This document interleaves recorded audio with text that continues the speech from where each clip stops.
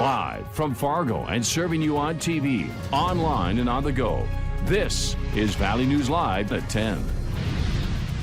A warning tonight from a fire department in Texas that applies very much to all of us. A mattress is no more after firefighters say a phone charging on a bed erupted in flames. Valley News Team's Melanie Palmer went out to see how many of you are making what some firefighters are calling a very dangerous mistake. So do you sleep with your phone on your bed at night? Yes, I do.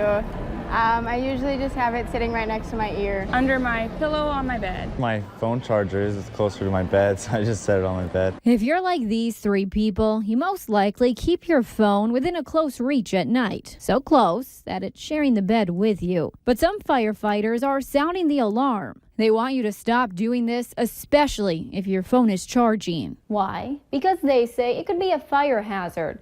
And that proved to be true down in Texas, where an entire bedroom lit up like a Christmas tree from what's believed to be a charging phone. At night it can get really hot, especially like when it's on the charger, and I believe it. Yeah, not too surprised. But for people like Gary Ussery, he doesn't have to worry about this happening too much. You see, he leaves his phone completely out of the bedroom. I keep it in the living room. I can't sleep if I bring it in the bedroom with me. Now, firefighters say you don't necessarily have to put your phone in the other room. However, they want you to put your charging phone on a nightstand or shelf. And avoid mixing it into your pillows, mattresses, or anything else that could easily go up in flames. And from now on, some of the people we talk to tell us they might be changing their nightly routines and getting their phones out of bed. Does that make you want to stop putting it there? Or? Now, yeah. I would definitely probably start doing that now. On top of that, research shows you're most likely to get a better night's sleep without the distraction of your phone right by your side. In Fargo, Melanie Palmer, Valley News Live. If you sleep with your phone on your bed, you are far from alone. Research shows 53% of children or teenagers charge their phone or tablet either on their bed or under their pillow. A major temporary detour in Moorhead after city officials say the heat has caused some concrete to buckle. The detour is in place between exit 6 near Moorhead and exit 15 near Downer. The roadway is closed in the eastbound direction, and the detour route is I-94 to 28th Avenue South. Officials say the route will reopen once the repairs are completed. Meanwhile, more changes are coming to the Cheyenne Street construction project in West Fargo. Beginning Wednesday morning, Cheyenne Street between the intersections of 37th Avenue East and Golden Spike Drive will be closed to continue underground work in this next section of the project. The intersection of 38th Avenue East will reopen for use, and the 32nd Avenue West intersection will continue to be used to maintain local access. As always, drivers are encouraged to put away distractions and slow down when driving through construction zones.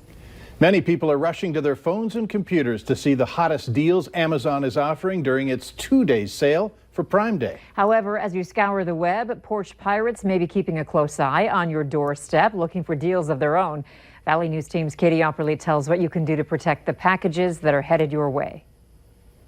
With millions of orders expected to ship worldwide for Prime Day, law enforcement says now is the time to take extra precautions, as porch pirates could be out on the prowl looking for an easy target. The number one thing is to be cognizant of where you're sending those packages to. So if you're shipping them to your home place, be tracking those numbers so that way hopefully you can get home within a reasonable amount of time from that package being delivered. The FM area is no stranger to package thefts, with these thieves caught on camera just a few weeks ago. It does happen in our area, and what's really funny is sometimes people say, oh, not in my neighborhood, but unfortunately it can happen in your neighborhood. So if you're headed for the checkout and you aren't sure if you, a family member, or a neighbor will be home at the time of delivery, consider sending your package to your workplace or a P.O. box to ensure it doesn't end up left out. Amazon specifically has a policy to leave packages even if you are not home to receive them, making you particularly vulnerable. Because I know I see it multiple times driving around, and you see a package or multiple packages sitting on a front doorstep, and sometimes those are really expensive items, and those can just go walk away real quickly. If it's too late for preparations and you've already made your orders, there are still some things you can do. Track your package using the Amazon app or through the delivery tracking number to find out exactly where your package ends up. And lucky for you, if your package does end up lost or stolen, Amazon ensures that its members will be refunded. In Fargo, Katie Opperly, Valley News Live. Also, a reminder to everyone, opening someone else's mail is a felony and comes with some heavy penalties, including up to 5 years in federal prison. Dozens of birds have died from the storm that ripped through Fergus Falls yesterday. Bird experts and enthusiasts say they hope the bird sanctuary can bounce back before the city loses one of its most unique attractions. People from all over the Midwest travel to Fergus Falls to visit its bird sanctuary at Adams Park. We had probably 6 to 8 babies that were blown from the nest on this side that were deceased, a bunch that were on that side. My estimates were between 20 or 30 egrets that passed just from the contact of the storm. Many were drowning and blown out of the trees into the water. Perala adds when adult birds experience traumatic events in certain locations, they can abandon the area even if there are chicks in the nests. So far, the birds have stayed close. Students are reacting to the wave of schools starting eSports programs for students, some going as far as to offer scholarships. The impact will be more than just financial. We spoke with one student who sees this move as an exciting time in North Dakota education. Just over the past few months, 14 high schools and 5 state colleges and universities introduced their own eSports teams and programs. Students say people may roll their eyes, but these programs lead to leadership skills and advancements in computer careers. That's really exciting to see because it shows that there is a huge interest in the state. And this is something that we're really pioneering. It's not being pushed as hard across everywhere in the nation, but it's definitely coming across America. So that's really cool to see. While many of these programs and scholarships are funded by athletic departments, many see this as a feeder program into cybersecurity and computer programming opportunities. Mosquitoes are multiplying rapidly thanks to the heavy rainfall the past couple of weeks, and some people we spoke with said they feel like mosquitoes are the worst they've ever been. Valley News Team's Callie Hubbard talked to Vector Control today to see what they're doing about the problem. There's a lot going on in Paul Bowman's backyard in South Fargo. On the ends is watermelon. Then I got a row of cabbage. He spends a lot of time gardening, and it's one of his favorite pastimes. And with that, he also spends a lot of time fighting off mosquitoes. You just come attacking on your arms and fly in your face. Anyone spending time outdoors these days are noticing an increase in the bugs. Quite a bit more mosquito bites recently. It's a pain in the butt because I'm allergic to them. I mean, it gets up to about the size of like a tennis ball, maybe larger. They're not wrong. Ben Prather with Cass County Vector Control says some areas have had up to 5 inches of rain, meaning more mosquitoes. Our expectations are for conditions to, unfortunately, get more challenging as the days wear on here. Prather says crews are out spraying day in and day out, addressing as many mosquito hatches that they can. We do have plans through this week into next week and then through the remainder of July to address both nuisance and the potential for disease. You can help the cause by using deep bug spray, keeping your grass low, and getting rid of standing water around your home. Vector Control says this is only one of the many sites that they will be at during the week. They ask that people stay patient as they are trying to spray as much as they can to make people comfortable. In Moorhead, Callie Hubbard, Valley News Live. Officials with Cass County Vector Control say they plan to do truck spraying tomorrow night. It will cover Fargo, West Fargo, and Moorhead. North Dakota needs a lot of bees to continue to lead the country in honey production. A recent survey shows colony collapse numbers nationwide are rising again, up to a 40% loss. North Dakota is faring better than most. Dusty and Pat Backer of Backer Bees in Center, which is northwest of Bismarck, says that their losses are half of the recent report. Dusty says good food is a major reason why. You got canola, sunflowers, alfalfa, clover a lot of years, so a variety of pollen we feel like is a good way to keep a really good strong colony. And not only in North Dakota, California we do go for the almonds too, which is really healthy for the bees. Becker adds that they're aiming for 100 pounds of honey from each hive before moving the bees to a winter habitat.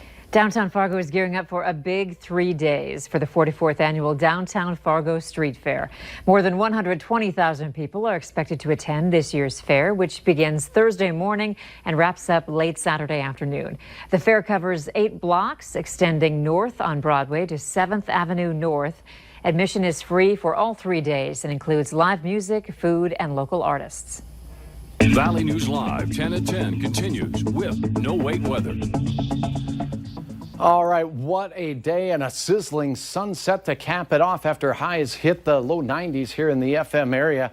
Not a cloud in the western sky as we close out our day, and presently looking off in the other direction off to the east, it's mostly moony at this hour as we have, well, we're hopefully head to bed here really soon. Here is a look at your current conditions out at Hector. 79 degrees, feels like 81. Those dew points close to 70 degrees once again. So adding a little more moisture to the air this evening as they were down a little lower, meaning it's been muggy out there, and that continues here across the valley. Here's a look at those dew point temperatures, and dew points in the 70s where we were yesterday. Super sticky air, but heading through part of the day, we saw a little drying, particularly up north and out to the west. So some more comfortable air just around the bend. Right now, temperatures 74 Bemidji, 72 in Roseau, make that 73. 73 in Jamestown, and Sisseton is at 77 with 70 very comfortable degrees right now in Grand Forks. Severe thunderstorms pushing south of Mankato, a strong line as well near Rochester. And when these moved through the Twin Cities, they dumped, well, anywhere from 3 to 6 inches of rain. Flash flooding warnings on the I-94 corridor as you enter the Twin Cities. Keep that in mind. A lot of water falling from those storms there. More storms out in the Rapid City and Black Hills area are moving off to the east. So tonight we are quiet and dry now, and it looks like we'll stay that way through the overnight hours, with the exception maybe by daybreak of a few clouds and some sprinkles, maybe thunder showers down to the south. Most of us begin the day 65 to 70 degrees. Heading through the midday, we'll see sunshine aplenty. It will be warm once again, but not as hot as today. Expecting temperatures to peak out in that 80 to 85 degree range. And again, we'll have a chance for some stout afternoon and early evening thunder showers marching across the region. But the better chance comes as we go into the day on Wednesday, when a more organized storm will work its way through, bringing a better chance of more widespread and measurable precipitation. 70 first thing in the morning. By the way, those winds will be light and variable, generally 5 to 10 miles per hour, peaking at 85 in Fargo.